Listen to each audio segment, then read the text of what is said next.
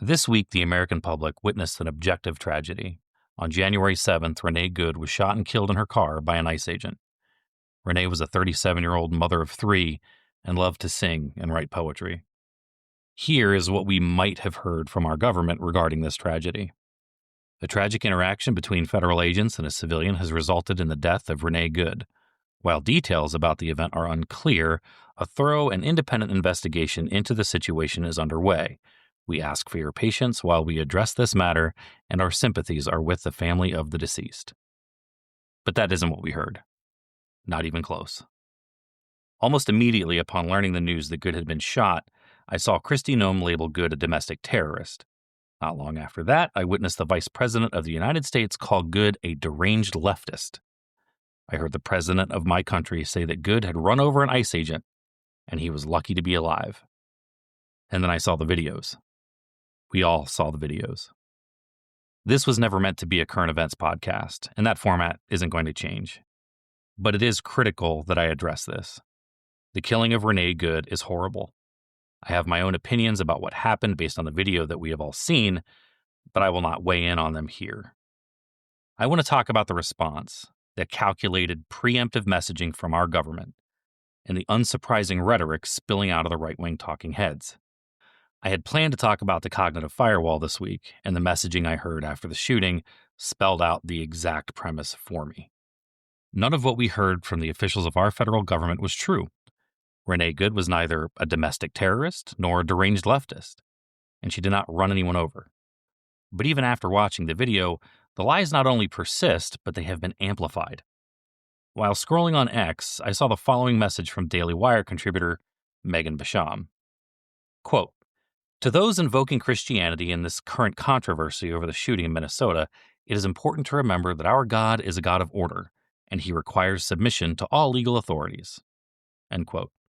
The inevitable Bible quote continues her nonsense. Romans 13, "For rulers hold no terror for those who do right, but for those who do wrong." Basham continued, quote, "Biblically, what Renee Good was doing was actually a sin. She was breaking the law.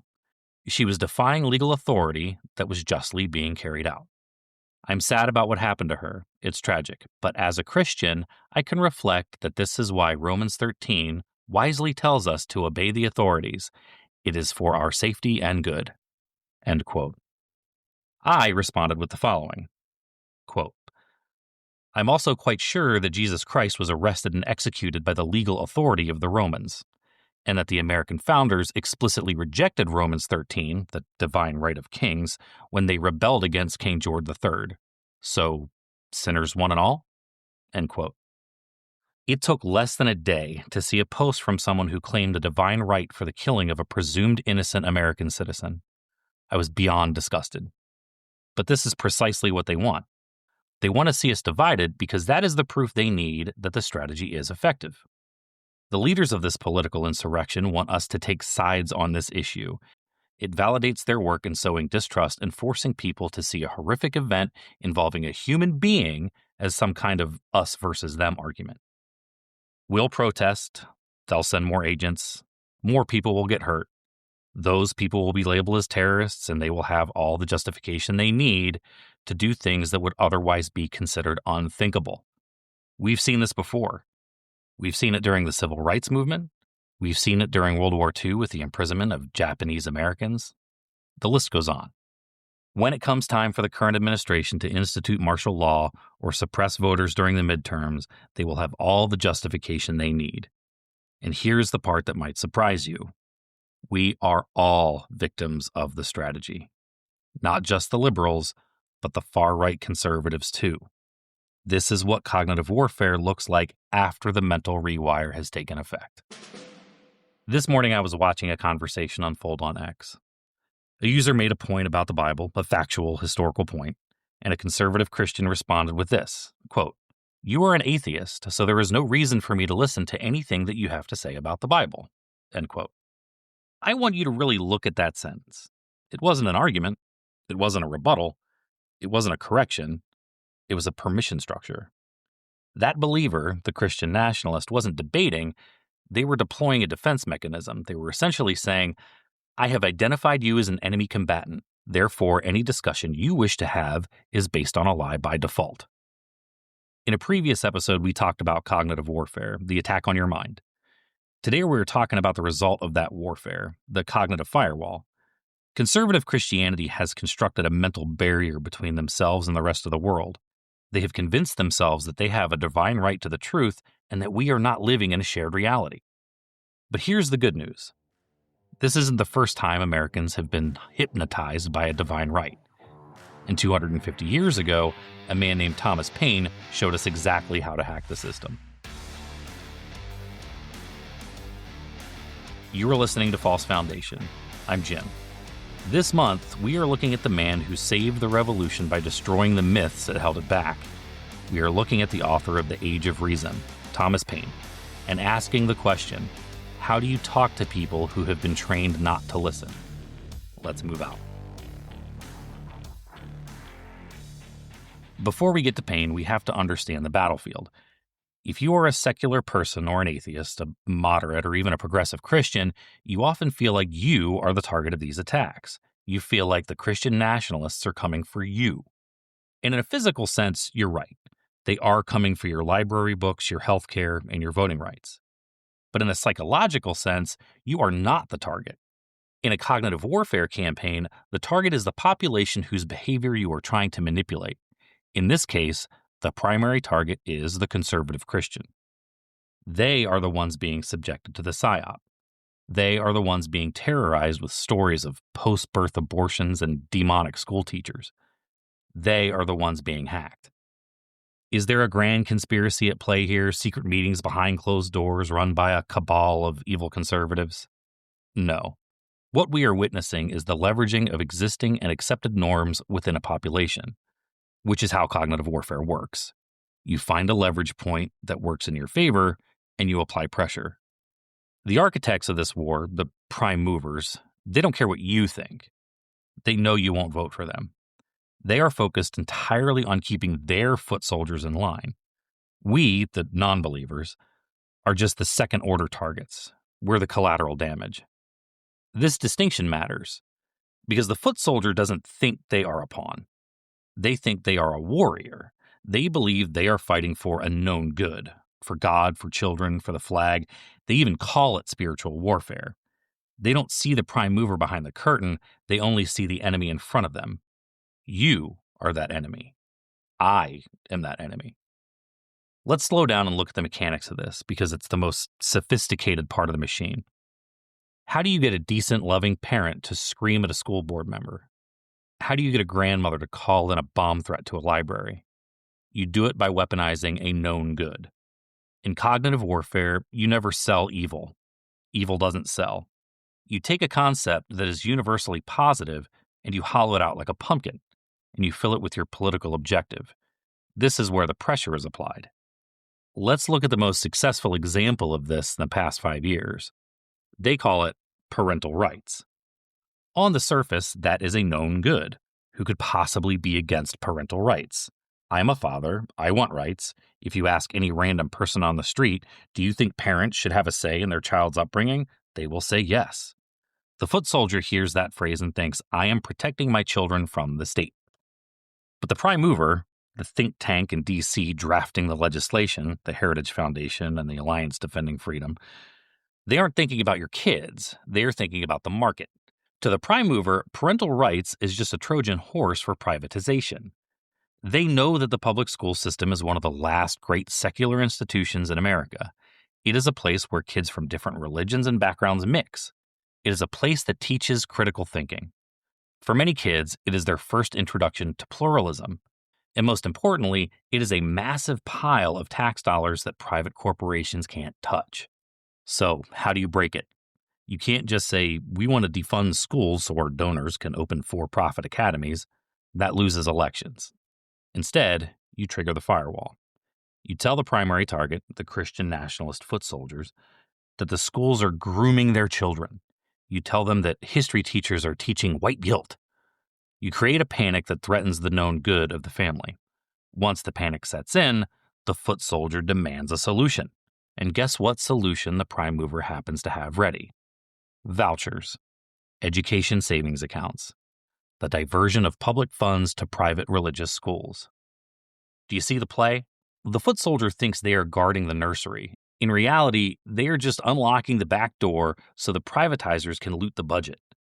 The Christian nationalist mom screaming at the school board isn't the general, she's the battering ram.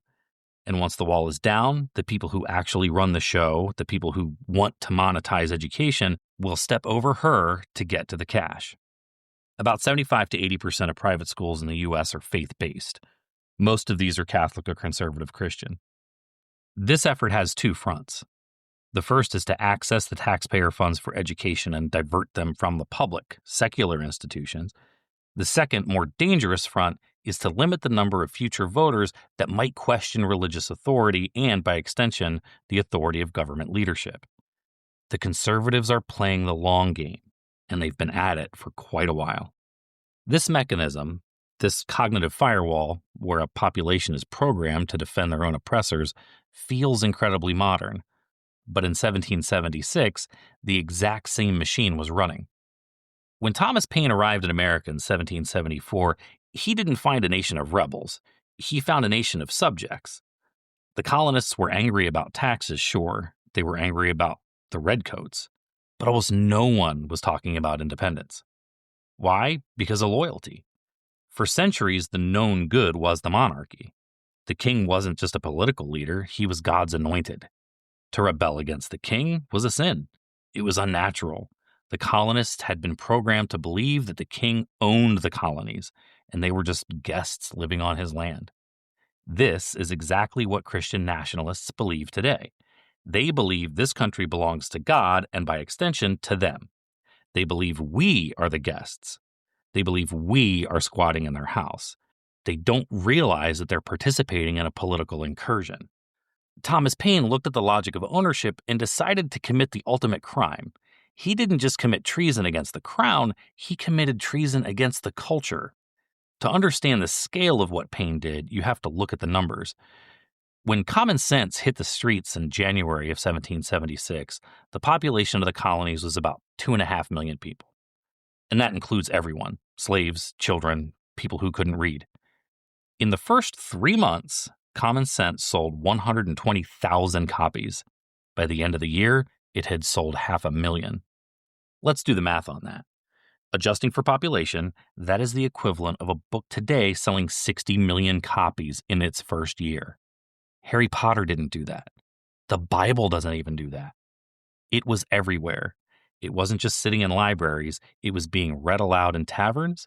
It was being read in fields to soldiers who couldn't read it themselves. It was being preached from pulpits, sometimes by pastors who didn't even realize they were preaching sedition. Why did it go viral? Because it was the first time someone had handed the primary target a cognitive warfare decoder ring. For decades, the colonists had felt a cognitive dissonance. They knew something was wrong. They knew it didn't make sense that an island should rule a continent.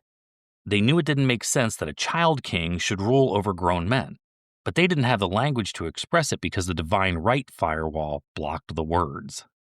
Paine provided the vocabulary. He didn't just change their minds, he gave them the ability and the license to look critically at their situation. He took a population that was programmed for subject and reprogrammed them for citizen. And that is why the firewall hates him. That is why even today you will hear Christian nationalists try to write him out of history. They will talk about Washington's prayer at Valley Forge, which is a myth, but they won't talk about Paine's essay, The Crisis, which was the actual thing Washington ordered read to his troops to keep them from deserting. They can't acknowledge him, because if they admit that the soul of the revolution was an anti-religious radical who mocked the Bible, their entire narrative collapses. In January of 1776, he published Common Sense. Paine didn't ask for a reform, he didn't ask for a seat at the table, he filed an eviction notice. He stripped away the divine obfuscation. He looked at King George III and said, "This isn't God's anointed. This is the royal brute of Great Britain." He told the colonists, "This is not his land. It is yours. You built it, you work it, you bleed for it. Why are you asking a man across the ocean for permission to live in your own house?" Paine taught us that disloyalty to a bad idea is the highest form of patriotism. He taught us that when someone claims ownership of your life based on a divine right, the only moral response is rebellion. But Paine didn't stop there. After the war was won, Paine looked around and saw the priesthood doing the exact same thing the monarchy had done. They were using revelation, private, unverifiable truth, to control the people.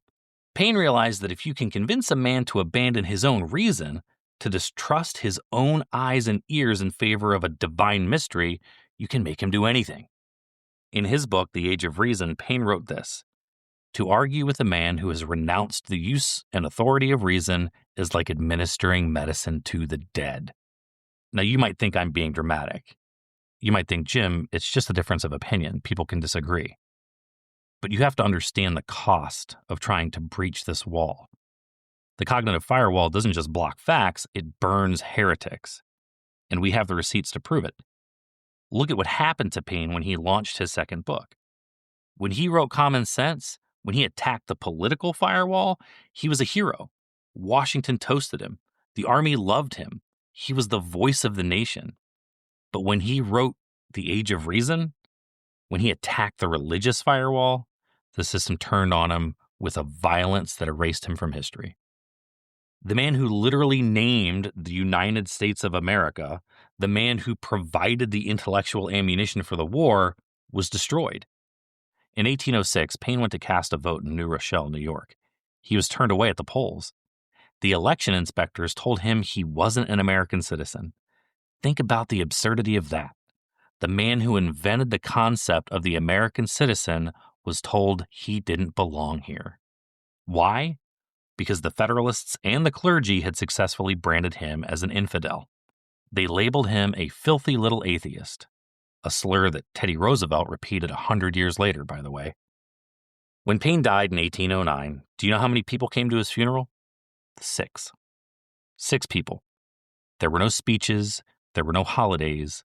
The Quakers refused to let him be buried in their cemetery because they didn't want his heresy polluting the ground. This is the immune system of the cognitive firewall kicking in. It defends itself by dehumanizing the attacker. And that is exactly what we are seeing today. When a Christian nationalist calls you anti-American because you want a secular government, they are doing to you what they did to Paine. They are stripping your citizenship. They are telling you that your service, your taxes, and your vote don't count because you have the wrong software running in your head. They are trying to erase you just like they erased him. That is the cognitive firewall. When you see an ex-user saying, "You're an atheist, so I don't have to listen to you," they are renouncing the authority of reason. They have retreated into a fortress where facts cannot hurt them. And just like in 1776, this fortress is being reinforced by people who want power. The leaders of the Seven Mountains Mandate, the corporate donors, the conservative Christian nationalists are the new monarchy. They are claiming this nation is theirs by divine right. And we, just like Paine, are not arguing for the abolition of religion. We're suggesting that religion is being manipulated for political purposes. And by our very own American tradition supported by Jefferson, Madison, Franklin, and Paine, it must stop. Manipulating faith to meet political and corporate ends effectively erases we the people. But there is one final component we have to identify. We know who benefits, the donors. We know who suffers, the foot soldier. But how do the donors deliver the payload to the soldier? They do it by building a physical infrastructure for the firewall. You see, a cognitive firewall isn't a static thing. It leaks. Reality is constantly trying to get in. If a Christian nationalist walks outside and meets a gay couple who are actually nice, the firewall cracks. If they see a library book that isn't actually pornography, but just a story about a penguin, the firewall cracks. If they look at their paycheck and realize the tax cuts didn't trickle down, the firewall cracks. So the system requires constant 24-hour maintenance. It requires a daily patch to keep the virus of reality out. This is the function of the right-wing media ecosystem. And I'm not just talking about Fox News. That's the old model. I'm talking about the entire vertical integration of their reality. The Salem Radio Network on the drive to work, the Daily Wire on the podcast app at the gym, Turning Point USA memes on Instagram during lunch, Newsmax on the TV at dinner, and finally, the Sunday sermon to seal it all with the holy stamp of approval. This isn't news, it's an epistemic closure. It is a closed loop designed to ensure that a believer never, ever encounters a raw fact that hasn't been pre-chewed by the prime movers. The goal of this machine is to keep the primary target in a constant state of fight or flight. If you watch these channels, notice the emotional tenor. It's never calm. It's never, here's the budget proposal. It is always crisis. The border is under siege, and the trans agenda is coming for your kids. The war on Christmas, the war on white people. Why? Because fear creates dependency. When you are terrified, you don't look for the truth. You look for a protector. You look for a strong man. The media machine tells them, the world is on fire, and we are the only ones telling you the truth. Everyone else, CNN, the scientists, the historians, your atheist neighbor, they are all lying to you. That is the mortar that holds the brick of the fortress together. It isolates the believer. It cuts them off from their own community. It makes them afraid of their own neighbors. And that isolation is exactly where the prime mover wants them. Scared, lonely, and ready to vote for anyone who promises to make the bad feelings go away. So, how do we fight this? We stop acting like guests. We have to understand that the Christian nationalist movement is operating on a claim of ownership. They think they own the school board. They think they own the courthouse. They think they own the definition of American and patriot. We have to act with the same spirit of disloyalty that Paine gave us. First, we stop attacking the foot soldier. They are the victims of the psyop. But second, and more importantly, we attack the claim of ownership. We have to relentlessly expose the prime movers. We have to ask, cui bono, who benefits? When they say God wants us to control the government, we have to ask, does God want that? Or do the donors who want tax cuts want that? This is the question that cracks the firewall. You have to follow the money. We need to be brutally honest about why the Christian nationalist movement is so well funded. It isn't because a bunch of billionaires suddenly found Jesus. This has never been about faith. It's because they found a loophole. If you're a fossil fuel executive or a hedge fund manager or a CEO who wants to dismantle the EPA, you have a problem. Your policies are unpopular. Pollute the river is not a winning slogan. Cut Social Security loses every time. Lower taxes for the 1% gets you laughed out of the room. You cannot win a fair fight in the marketplace of ideas. So what do? You need a voting bloc that doesn't care about economics. You need a voting bloc that votes on identity, not interest. Enter the religious right. The prime movers realized decades ago that if they could wrap their deregulation agenda in the flag of Christianity, they could get millions of people to vote against their own wallets. They realized that if you can frame climate change not as a science issue, but as a God is in control issue, you protect the oil industry. If you can frame unions not as a labor issue, but as a socialist atheist issue, you protect the corporate bottom line. The cognitive firewall is basically an asset protection scheme for the ultra-wealthy. It convinces the working class believer that the government regulator is anti-Christian, so they fight to remove the regulations that keep their own water clean. It convinces them that the inheritance tax is theft, even though they'll never inherit enough money to pay it. So when we engage the primary target, we have to expose this grift. We have to ask them, why does God's will always look exactly like the quarterly earnings report of a Fortune 500 company? Why does the biblical worldview always involve cutting capital gains taxes? We have to show them that they aren't the soldiers in a holy war. They are unpaid security guards for a corporate vault. The firewall isn't protecting their soul, it's protecting the investment of the donor class. And finally, we have to assert our own claim. This republic was built on a foundation of reason, not religion. It was built by men like Franklin and Jefferson, who specifically designed it to be a secular machine. This is our house. We have the deed. It's called the Constitution. The people trying to tear down the separation of church and state, they are the intruders. They are the ones trying to break the lease. We are not a Christian nation. We are a nation of free people. And it is time we stopped apologizing for it and started defending it.